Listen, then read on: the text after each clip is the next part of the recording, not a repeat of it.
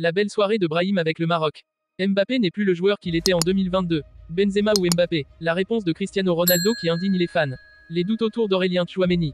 Rodrigo Go, le Brésilien en pleine frustration à cause de son rôle effacé sous l'ombre de Mbappé, Vinicius Junior, et Bellingham. Paris Saint-Germain et Manchester City sont en embuscade. Avant de commencer, si c'est la première fois que tu passes ici, je t'invite donc à t'abonner, c'est gratuit, ça prend 2 secondes et ça fait plaisir. Merci beaucoup à toi. Le joueur du Real Madrid a donné la victoire à son équipe nationale lundi en marquant à la 93e minute contre le Lesotho. Brahim Diaz a inscrit un très beau but à la 93e minute ce lundi pour donner la victoire au Maroc contre le Lesotho, 1-0, dans les éliminatoires de la Coupe d'Afrique des Nations. Le milieu de terrain du Real Madrid a joué 2 matchs pour son pays ce mois-ci et a marqué 2 buts, ses premiers en sélection. Un autre joueur du Real Madrid, Arda Güler, a été à l'origine de la victoire 3-1 de la Turquie sur l'Islande en Ligue des Nations. Le Maroc participe à ce tournoi malgré sa qualification pour la Coupe d'Afrique des Nations 2025 en tant que pays organisateur.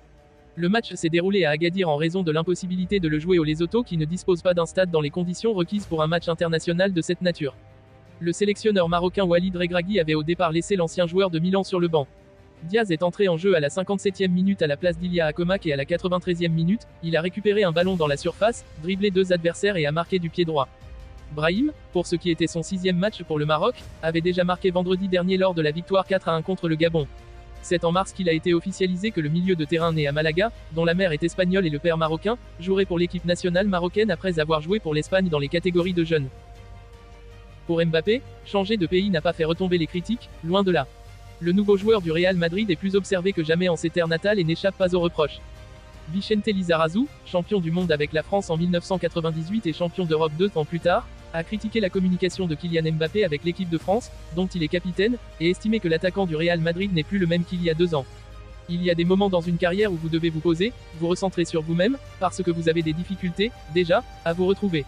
Je pense qu'il traverse un moment de ce genre. Le meilleur de Mbappé remonte probablement à la Coupe du Monde 2022 et c'est celui-là qu'on a besoin de revoir, lance Lizarazu. Il ne fait plus peur. Représentant de la génération dorée du foot français aux côtés de Zidane, Thierry Henry et Lilian Thuram, entre autres, Vicente Lizarazu estime que le meilleur Mbappé a été vu pour la dernière fois en 2022, lors de la Coupe du Monde au Qatar. Mbappé n'est plus aussi explosif ni décisif qu'il l'était. Ça reste un très bon buteur, un très bon joueur, bien entendu, mais il ne fait plus peur comme avant, déclare l'ancien latéral gauche du Bayern, dans une tribune publiée ce lundi dans le média L'Équipe. Son conflit avec le PSG en cause. Il y a des moments où il faut se recentrer sur soi parce qu'on a du mal à trouver sa meilleure version. Je pense que le capitaine des Bleus traverse un moment comme celui-là, a déclaré l'ancien latéral de l'Athletic Bilbao en 1996, 97e et légende des Girondins de Bordeaux. Lizarazu, 54 ans, estime que la guerre psychologique qui est apparue entre Mbappé et le PSG a fait beaucoup de mal aux Français. Si tu es préoccupé par des pensées extérieures, qui sont négatives, c'est clair qu'elles ont un impact sur ton mental, tu perds de la force, de l'énergie, du plaisir.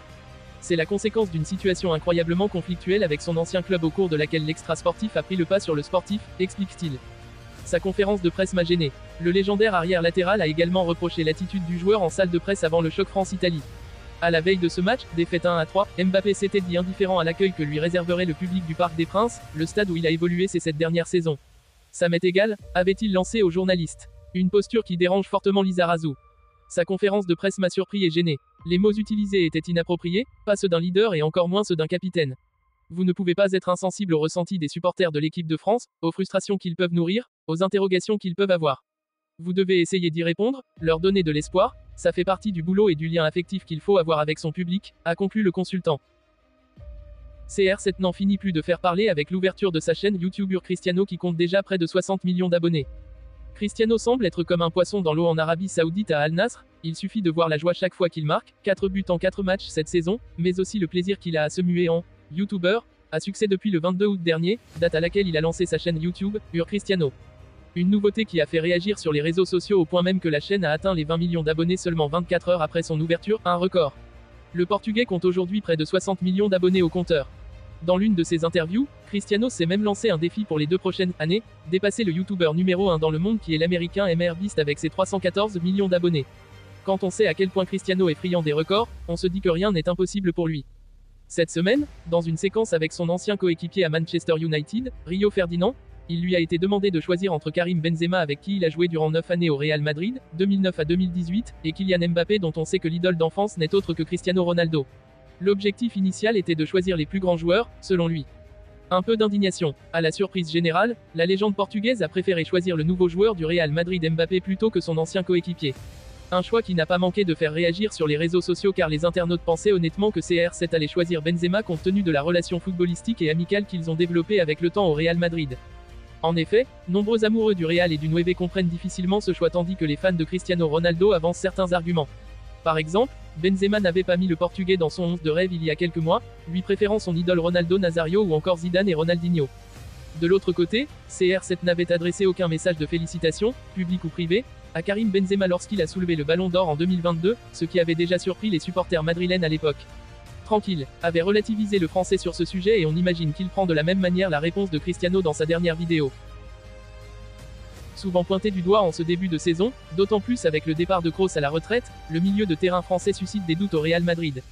Avec un milieu de terrain décimé par les blessures, Camavinga, Bellingham, Ceballos, le rôle d'Aurélien Tchouaméni au sein de la Casablanca prend de l'ampleur et, avec la blessure de Militao, il va même devoir reculer d'un cran sur le terrain et dépanner au poste de défenseur central comme il l'a très bien fait la saison dernière.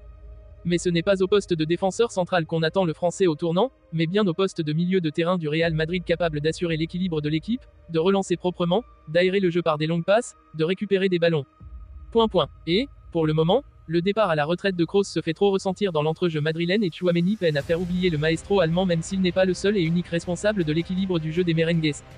Après la victoire 2-0 contre le Real Betis, Carlo Ancelotti a volé au secours de Tchouaméni suite aux critiques qui fusent autour de son milieu de terrain, c'est un fantastique pivot défensif.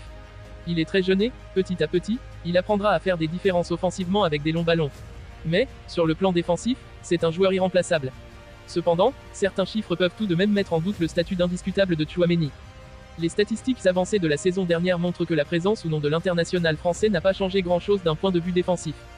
En effet, par exemple, les duels défensifs gagnés avec Tchouaméni sur le terrain sont de 60,9% contre 59,4% sans lui sur le terrain. On peut noter également une statistique assez frappante, le Real Madrid encaisse plus de buts quand il est sur le terrain, 1 par match, que quand il est sur le banc, 0,8 buts par match. Des statistiques à prendre avec des pincettes et à relativiser car Tchouaméni a évidemment été beaucoup plus souvent titulaire que remplaçant. Tchouaméni et les autres milieux de la Liga. Il est encore plus intéressant de comparer les chiffres d'Aurélien avec ceux des joueurs évoluant au même poste que lui en Liga, les 10 meilleurs joueurs à ce poste. Tout d'abord, le Français remporte la moitié de ses duels, 2,3 en moyenne contre 3,94 pour ses concurrents, et se retrouve légèrement en dessous des autres milieux de la Liga au niveau des interceptions, des dégagements et des récupérations. En revanche, il domine sans surprise le domaine aérien avec 2,37 duels aériens gagnés toutes les 90 minutes contre 1,71 pour le reste du top 10. Dans les tirs adverses contrés, il est également le meilleur avec une moyenne de 0,49 contre 0,24 pour ses concurrents au même poste. La domination physique, notamment dans le jeu de tête, est l'un des grands points forts du Français, ce qui lui permet aussi d'être un défenseur central tout à fait correct quand Ancelotti fait appel à lui. C'est d'ailleurs de la tête qu'il a marqué la plupart de ses buts avec le Real Madrid. C'est aussi pour cela que Carlo Ancelotti lui fait tant confiance car il est important d'avoir un joueur avec ce profil au milieu de terrain. Rappelons d'ailleurs, qu'à l'origine, on demandait à Tchouaméni d'être le nouveau Casemiro, ce qu'il a réussi à faire, toute proportion gardée, malgré les critiques qui fusaient aussi à l'époque. On lui demande aujourd'hui d'être le nouveau Kroos, notamment dans le jeu long alors qu'il n'a pas du tout le même style de jeu que l'Allemand et que ce dernier sera très dur à remplacer et à faire oublier.